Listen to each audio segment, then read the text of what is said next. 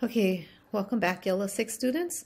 For today, we're going to work on slides 13, 14, and 15. And this is for our Social Studies Portfolio 1, Feudalism Pyramid, and Coat of Arms. So on slide 13, this assignment is called Feudalism Check. And the directions say, use this Journey Across Time resource, pages, and it should say pages, not page. Pages 523 to 526 to help you answer the following questions. Okay, so you're going to click on this link here, Journey Across Time, and it'll take you to the resource pages. And they look like this. This is the resource title page. This is page 523, 524, 525, and 526. So using these pages, answer the following questions. Number 1, look at the diagram on page 523. Under feudalism, each level of society had duties to the groups above and below it. Which level or group in the diagram served as vassals to the lords and ladies? Number 2, in a manorial system, what duty did lords have to their serfs? Number 3, what is the difference between a peasant and a serf? Number 4, how could a man be both a lord and a vassal?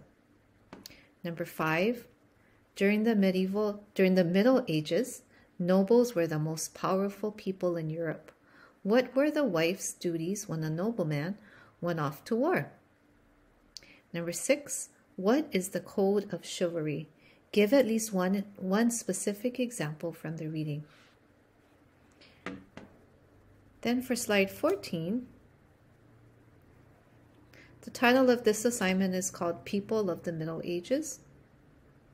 And the directions say, read the descriptions below of the people of the Middle Ages.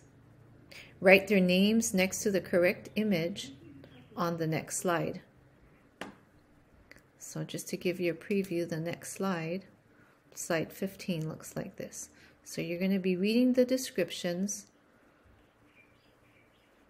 of the following people: knight crusaders, serf, nuns, shepherds, noblewomen, monks, pilgrims, troubadours, and bishops. And after reading their descriptions, you're gonna click in these purple text boxes and write, who do you think these people are, based upon the descriptions that you read on slide 14. Okay, so for example, knight crusaders. They were noblemen who sought to help recapture the Holy Lands from the Turks. Noblemen who sought to help recapture the Holy Lands from the Turks were knight crusaders. Crusader comes from the Latin word crux, meaning cross. Crusaders often used a cross as a symbol. Serfs. The serfs owned nothing. They lived on the Lord's land, grew their own food, and worked for the Lord of the manor in his fields. Oh, and I see another typo. They had no freedom. When necessary, they fought the Lord's battles. For all this, they received protection. Religious women who left their home to live together in order to save their souls were called nuns. The church welcomed all, and no doubt many women entered nunneries to escape poverty. Shepherds. Tending the sheep of the manor was the job of the shepherds. It was lonely and often unrewarding work. Noblewomen. Ladies of the castle supervised the upbringing of their children, gave instructions to their servants on the day-to-day running of the castle. They spent some time making medicines from herbs and tending to the poor. If they were able to read, they taught reading to the pages. In their spare time, they sewed or worked on tapestries. Monks. Men who left the company of ordinary men to live together away from worldly temptations and affairs were called monks. They took, so many typos, I'm so sorry. They took vows of obedience, poverty, and chastity. Their first concern was to save their own souls. Many became well educated, and as time went on, monasteries became centers of learning. Pilgrims. Medieval Christians made pilgrimages to the Holy Land to visit the places where Jesus lived and died.